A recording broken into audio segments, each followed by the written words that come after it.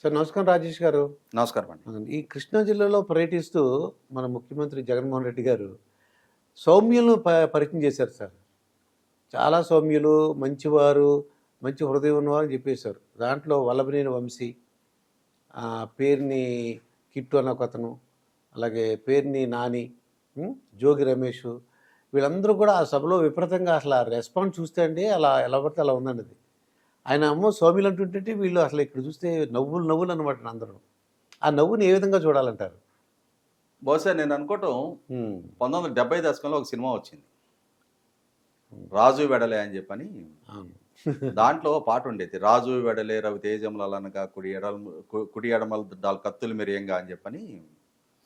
జగన్మోహన్ రెడ్డి గారు ఎక్కడ పర్యటనకు వెళ్ళినా సేమ్ వే ఆఫ్ మెథడాలజీ. ఎక్కడ ఆయన ప్రసంగాల్లో కానీ ఆయన ప్రజెంటేషన్లో కానీ మార్పు లేదు.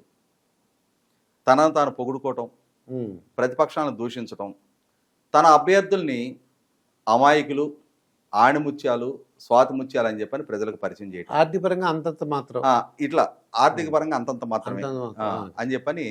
అంటే సేమ్ అదే స్ట్రాటజీ. అంటే ఆ స్క్రిప్ట్ రైటర్లు ప్రాంతాన్ని బట్టి, పరిస్థితులను బట్టి, పరిణామాలను బట్టి మార్పు చేసి కూడా ఇవ్వట్లా. ఒకటే స్క్రిప్ట్ ఇస్తున్నారు ఆయనకి. మీకు కర్నూలు పార్లమెంట్ పరిధిలో ప్రసంగించిన అదే స్క్రిప్టు, పల్నాడులో ప్రసంగించిన అదే స్క్రిప్టు, కృష్ణా జిల్లాలో ప్రసంగించిన అదే స్క్రిప్ట్. ప్రతిపక్షాలను విమర్శించడానికి కూడా చూసి చదవాలి జగన్మోహన్ రెడ్డి గారు. ఇట్లా కిందకు చూసి చూడకుండా విమర్శించడమే కదా, 4 చెడ్డ మాటలు అంటమే కదా, దానికి కూడా చూసే చదవాలా. పొగడాలంటే, మంచి మాటలు చెప్పాలంటే, తన విజయాలు చెప్పాలంటే, తన హయాంలో సాధించిన గణాంకాల గురించి ప్రస్తావించాలి అని అంటే బహుశా గుర్తుండవు కాబట్టి ఎవరన్నా రాసిచ్చారంటే అర్థం ఉంది.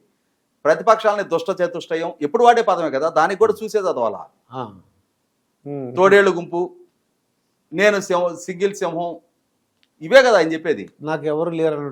ఇదే సందర్భంలో ఆయన పడికట్టు పదాలు, నాకు సాక్షి, నాకు ఈటీవీ లేదు, ఈనాడు లేదు, ఏబిఎన్ లేదు, టీవీ5 లేదు, నేను నమ్ముకుంది ఆ పైన దేవుణ్ణి, మిమ్మల్ని, నాకేం లేదు, ఇవే పడికట్టు పదాలు కదా.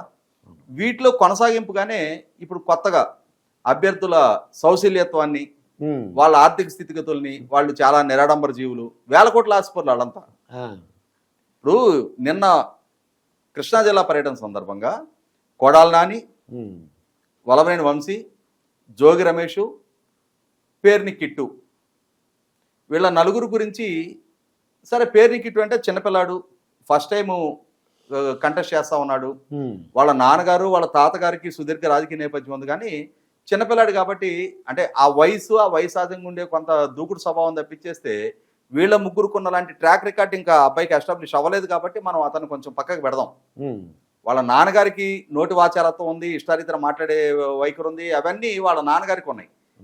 ఇతను చిన్నపిల్లాడు కాబట్టి మనం ఇప్పటికిప్పుడు అతని క్యారెక్టర్ అసాసినేట్ చేయాల్సినంత అవసరం మనకు లేదు.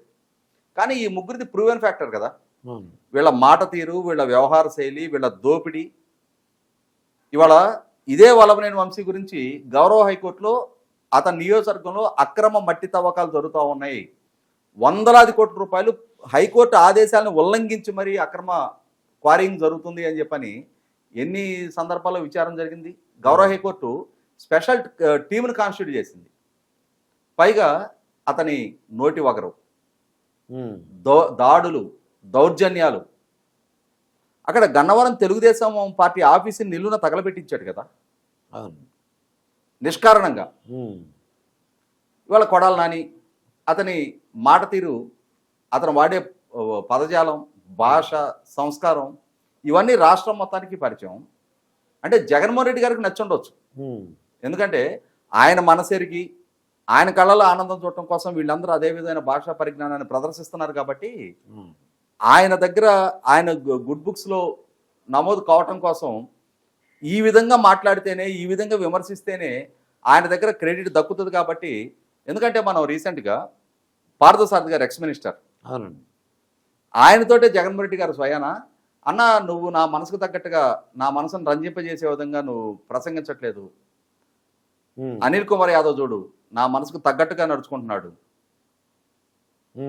అంటే అనిల్ కుమార్ యాదవ్ స్థాయి భాషా పరిజ్ఞానాన్ని పార్థసారథి గారు ప్రయోగించలేదు కాబట్టి పార్థసారథి గారు జగన్మోహన్ రెడ్డి గారి మనసు రంజింపజేయలే. వీళ్ళు ముగ్గురు ఆ కిటుకు కనిపెట్టారు. అవును. అంటే ఏం చేస్తే ఏం మాట్లాడితే ఆయనకి రాష్ట్రం ఇష్టంగా ఉంటుంది. ఏమనుకుంటుంది, ప్రతిపక్షాలు ఏమనుకుంటున్నాయి, తమకు ఓటేసిన ప్రజలు ఏమనుకుంటున్నారు అనేది ఇర్రెలవెంట్. వీళ్ళ ఆలోచన ఏంటంటే జగన్మోహన్ రెడ్డి గారి దగ్గర టికెట్ అంటూ వస్తే 2019 నాడు ఏదో ఒకటి తిమ్మిని పంపించేసి జగన్మోహన్ రెడ్డి గారు గెలిపించగలిగారు కదా. మరొకసారి ఏదో ఒక అమాయకత్వాన్ని నటిస్తే జగన్మోహన్ రెడ్డి గారు ప్రజలు విశ్వసించకపోతారా, మళ్ళొకసారి మనల్ని గెలిపించకపోతారా ఉమ్. అంటే ఇదే ఆలోచనలో ఉన్నారు. జోగి రమేష్ రెండోసారి, వలమనేని వంశీ అంటే 2 సార్లు నెగ్గున్నాడు, కొడాలి నాని 4 సార్లు నెగ్గున్నాడు. ఉమ్. మళ్ళీ ఒకసారి ఏదో ఒక రకంగా మన ప్రజల్ని మసిపూసి మారేడుకాయ చేసి ఆ ఆమోదం పొందకపోతామా? ముందు మనకు టికెట్ అంటే ఈ దగ్గర నుంచి దక్కటం ముఖ్యం. కాబట్టి ఆయన మనసుకు తగ్గట్టుగా నడుచుకుందాం. ఈ నడుచుకున్నాం అనుకో, మనం ఏం చేసినా పట్టించుకోటప్పుడు. అవును. కావాలంటే ఆయన కిక్ బ్యాక్ ఆయనకి ఇచ్చేయచ్చు, క్యాసినోలు పెట్టుకోవచ్చు, అక్రమ క్వారింగ్ చేయొచ్చు, భూ ఆక్రమణకు పాల్పడవచ్చు, అవును. అక్రమ లేఅవుట్లకు చేయొచ్చు, దౌర్జన్యాలు చేయొచ్చు. ఏమి చేసినా చలమణ అయిపోద్ది. ఎందుకంటే ఇదే కొడాలి నాని ఏ పేకాడితే ఉరేస్తారా, పేకాడితే ఏమవుద్ది, అంటే పేకాడి శిబిరాలు నిర్వహిస్తున్నారంట మీరు అని చెప్పని విలేకరులు ప్రశ్నిస్తే అవును. ఆ ఏమవుద్దంట, పేకాడితే ఏం ఉరేస్తారా, ఉమ్. క్యాసినోలు నిర్వహించారంట, ఉమ్. సమాధానాలు చెప్పరు. అంటే ఇవాళ రాజధాని నిర్మాణం చేస్తా, ప్రత్యేక హోదా సాధిస్తా, జాబ్ క్యాలెండర్ రిలీజ్ చేస్తా, మెగా డిఎస్సి కండక్ట్ చేస్తా, 13 జిల్లాలని 13 హైదరాబాద్లకు అభివృద్ధి చేస్తా, వలసలేని ఉపాధి కల్పిస్తా, ఇవి యువతకు చెప్పారు వీళ్ళు.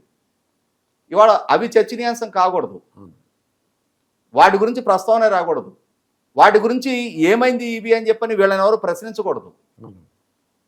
ఇవాళ 100కి 100 పాళ్ళు జగన్మోహన్ రెడ్డి గారి మనసుకి దగ్గరగా వీళ్ళు నడుచుకుంటా ఉన్నారు. జగన్మోహన్ రెడ్డి గారు అంటే ఇవాళ ఎవరి గురించి ప్రజల ముందు ఏ విధమైన ఎండార్స్మెంట్ ఇస్తున్నాం అనేది కూడా ఆయన ఉద్దేశం ఏంటి అంటే, నా ఎదురుగా కూర్చున్న వాళ్ళందరూ నేను హిప్నటైజ్ చేసేసేవాళ్ళని. ఎందుకంటే 2019లో ఆయనకు అట్లా సానుకూల పడింది.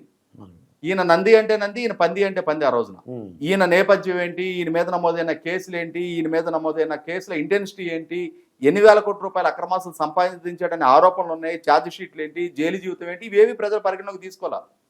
ఆయన ఒక ఛాన్స్ అడుగుతున్నాడు కదా, ఇచ్చేద్దాం అంటే. ఆయనకున్న ఎర్లియర్ పరిపాలనాపరమైన అనుభవం లేదు.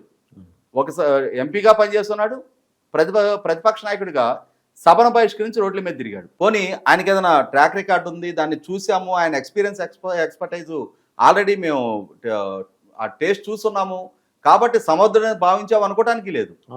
లేకపోయినా ఆయన్ని నెగ్గించారు కదా. అక్కడ జగన్మోహన్ రెడ్డి గారిలో ఆత్మవిశ్వాసం పెరిగిపోయింది. ప్రజలు చాలా అమాయకులు, వెర్రి గొర్రెలు, నేను ఏది చెప్పినా తలాడించి నాకు ఓట్లు వేసేస్తారు అన్న భావంలో ఉండి ఈ విధమైన ప్రకటనలు. కానీ ప్రజలు ఈయన అనుకున్నంత ఇమ్మెచ్యూరిటీ కాదు.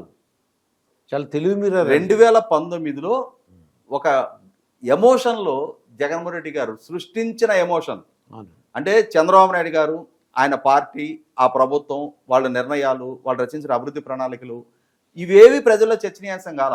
ఆ ప్రభుత్వం అమలు చేస్తున్న సంక్షేమం, వాళ్ళ పనితీరు, వాళ్ళు సాధిస్తున్న విజయాలు, ఇవేవి ప్రజల్లో చర్చనీయాంశం కాల. ఆ రోజు ప్రజల్లో చర్చనీయాంశం అయిందల్లా జగన్మోహన్ రెడ్డి గారు పెంచి పోషించిన కుల విద్వేషాలు, ప్రాంతీయ విద్వేషాలు, జరగని అవినీతి జరిగినట్టుగా, జరగని నేరాలు జరిగినట్టుగా, వాళ్ళ కుటుంబంలో జరిగిన వివేకానంద రెడ్డి గారి హత్య చంద్రబాబు నాయుడు గారు జయించినట్టుగా, చంద్రబాబు నాయుడు గారు సాధిస్తున్న విజయాలు, సృష్టిస్తున్న సంపదను కూడా తక్కువ చేసి చూపించి ప్రతి అంశంలో అవినీతి జరుగుతున్నట్టుగా చిత్రీకరించగలిగారు, ప్రజలను నమ్మించగలిగారు. వాళ్ళ సోషల్ మీడియా, వాళ్ళ వ్యూహకర్తలు చాలా సక్సెస్ఫుల్గా ప్రజల మనసులో అటువంటి బీజాలను నాటారు. ఆ రోజున వాటి ప్రాతిపదిక ఎన్నిక జరిగింది. ఆ ఎన్నిక పర్యవసానం ఆయనకు అధికారం దక్కింది. ఇవాళ పాలకుడు, ఇవాళ పాలకుడుగా ఆయన సమర్థత ప్రాతిపదిక ఎన్నిక జరుగుద్ది. ఇవి చర్చనీయాంశం కాకుండా ఉండాలి, ఇవి అసలు ప్రజల మనసులోకి వెళ్ళకూడదు, నా వైఫల్యాలు ప్రజల్లో చర్చనీయాంశం కాకూడదు అని చెప్పని ఒక తనను తాను ఒక అమాయకత్వంగా చిత్రీకరించుకుంటా, నేను చాలా చిన్న పిల్లోడిని అబ్బా, ఈ మధ్య కడపలో ప్రసంగిస్తా విన్నాం మనం, చాలా చిన్న పిల్లోడు, 52 ఏళ్ళు వచ్చి నువ్వు చిన్నపిల్లడు ఏంది, నువ్వు చిన్నపిల్లోడిని అని చెప్పని చెప్పుకుంటే చిన్నపిల్లడు అయిపోయారు కదా. 1972 డిసెంబర్ 21 ఆయన పుట్టడం జరిగింది. 52 సంవత్సరాలు నడుస్తుంది ఇప్పుడు ఆయనకి. ఒక టెన్యూర్ ఎంపీకి చేసావు, ఒక టెన్యూర్ ప్రతిపక్ష నాయకుడిగా ఉన్నావు, ఒక టెన్యూర్ చీఫ్ మినిస్టర్గా పనిచేస్తున్నావు. 15 సంవత్సరాలు అధికారిక చట్టసభలకు ఎన్నికైన ప్రజాప్రతినిధిగా కొనసాగుండి నేను చిన్నపిల్లోడిని, నేను మీ బిడ్డని అంటే ఒక రకంగా ప్రజల్ని ఎమోషనల్గా మరొకసారి ఫూల్ చేసే ప్రయత్నం. అవును. అన్ని సందర్భాల్లో ప్రజలు ఫూల్ కారు. ఫూల్ చేయగలనని జగన్మోహన్ రెడ్డి గారు అనుకున్నా అవును. ప్రజలు చాలా చైతన్యంతో ఉంటారు. తమ జీవితాల మీద ఎటువంటి ప్రభావం కలిగింది జగన్మోహన్ రెడ్డి గారి పరిపాలన వల్ల, తమ జీవన ప్రమాణాలు మెరుగుపడియా లేదా, ఉమ్. తమ కొనుగోలు శక్తి పెరిగిందా లేదా, అవును. పర్ క్యాపిటల్ ఇన్కమ్ పెరిగిందా లేదా, ఇవన్నీ ప్రజలు పరిగణలోకి తీసుకుంటారు. అవును. లైఫ్ స్టాండర్డ్స్, అదే సందర్భంలో లైఫ్ కంఫర్ట్, ఉమ్. సివిక్ కమ్యూనిటీస్ ఎట్లా ఉన్నాయి అనేది, అన్నిటికన్నా ముఖ్యంగా జేబు నుంచి కరెంటు బిల్లు కడుతున్నప్పుడు ఉమ్. బిల్లు పట్టుకుంటే షాక్ వస్తుంది. ఉమ్. అవును. ఇవన్నీ ప్రజలు పరిగణలోకి తీసుకుంటారు. ఉమ్. అంతేగాని అభ్యర్థుల అమాయకులు, నేను అమాయకుడిని, నేను చిన్నపిల్లోడిని అని చెప్పని చెబితే, నేను మీ బిడ్డని అనగానే రాయ్యా బిడ్డ అని చెప్పని దత్తత చేసుకోరు. అన్ని సందర్భాల్లో చేసుకున్నారు 2019లో. వాళ్ళ ఆర్థిక పరిస్థితి అంతంత మాత్రం. అన్ని సందర్భాలు ఈ అమాయకత్వం పని చెయ్యదు. అవును. ప్రజలు ఇవాళ మీరేంటి, మీ పాలన ఏంటి, మీ దక్షత ఏంటి, మీ సమర్థత ఏంటి, మీరు చేసిన అవినీతి ఏంటి, అరాచకాలు ఏంటి, దాడులు, దౌర్జన్యాలు, అవును. లూటీలు, ప్రకృతి వనరుల అడ్డగోలు లూటీలు, ఇవన్నీ కళ్ళ ముందు స్పష్టంగా కనిపిస్తూ ఉన్నాయి. ఎవరు ఎక్కడి నుంచి ఎక్కడికి పెరిగారనేది ప్రజలకి చాలా చాలా విషయాల పట్ల అవగాహన ఉంది. అది కాబట్టి అన్ని సందర్భాలు ఈ అమాయకత్వం నటించకండి జగన్మోహన్ రెడ్డి గారు. ఇదండి అప్పసాని రాజేష్ గారితో జరిగిన ఇంటర్వ్యూ. మరొక ఇంటర్వ్యూతో మీ ముందుంటాను. మీ మాస్టర్ దుర్గా ప్రసాద్.